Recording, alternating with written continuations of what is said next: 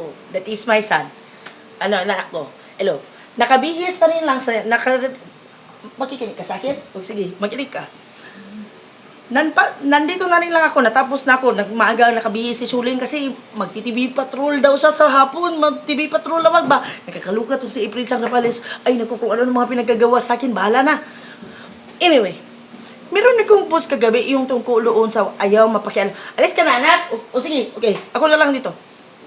Yung tungkol sa ayaw mapakialamanan, yung lahat, merong isang mga tao, may mga tao ba na ang gusto nila sa buhay, ayaw nila mapakialamanan ba? Pag kunwari, meron ka lang masabi na ganyan, ang sasabihin ay, o kaya, hindi naman panlalait, minsan kahit meron lang masabi na, mapuna sa kanya, ang sasabihin, ay naku, maniwala ka naman, mga taong yan naman, naniniwala ka naman, masyadong ingitera lang yung mga yan, lahat sila nainggit sa akin. Lahat ng kamag-anak mo, lahat ng pamilya mo, lahat ng kasama mo sa trabaho, lahat doon, lahat ng neighbor mo, buong barangay mo at lahat ng kilala ka, ang sinasabi, mayabang ka o kaya ganito, ganyan, lahat sila mali. Hala ka, lahat sila naiinggit lang sa'yo.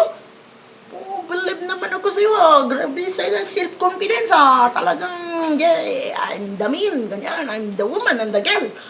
Wala ka sabi mo, kung ganyan naman ayaw mo mapakialamanan, okay lang naman yun. Totoo naman yun. Yung sabihin, wala akong pakialam. Wala akong pakialam sa mga tao. Kung anong tingin nila sa akin, totoo naman yun. Okay lang naman din. Kasi you should know yourself above everybody else. Or, you know, above everyone. And you're the one who know yourself. Pero, hindi mo ba naisip na kung saan katutak na naman yan, yung nagsasabi sa'yo na talagang mali na yung mga pinagagagawa mo at saka ikaw naman ay talagang ang sama na ng ugali mo, hindi naman kaya kailangan naman magpa-realize ka naman ng kundi, manalamin ka naman at isipin mo na, mali, parang yatang pangit yata talagang ugali ko. Ngayon, kung ayaw mong baguhin, okay lang din yun. Pero, ang punto doon, it's okay to be like that kung hindi ka makapikto ba? Pero kung if you have a workplace, these are your people in the office, these are the people in your family, you also have to adjust, di ba? Because it will affect yung mga certain relationships ba? Kaya hindi ka naman pwede dahil hindi ka naman nabubuhay o hindi ka naman orphan, di ba? O kaya hindi ka naman mag-isa dito sa mundo para i-adjust na lang nilang lahat sa'yo, yung lahat ng tao mag-adjust na lang sa mga gusto mo, o kaya yung mga klase ng habits mo. Kasi kung yun ang gusto mo, hindi yung gawin mo, magsagwan ka. Ano ba naman yung aso ko? Magsagwan ka ng magsagwan. Kumuha ka ng bangka, magsagwan ka hanggang makalayo ka.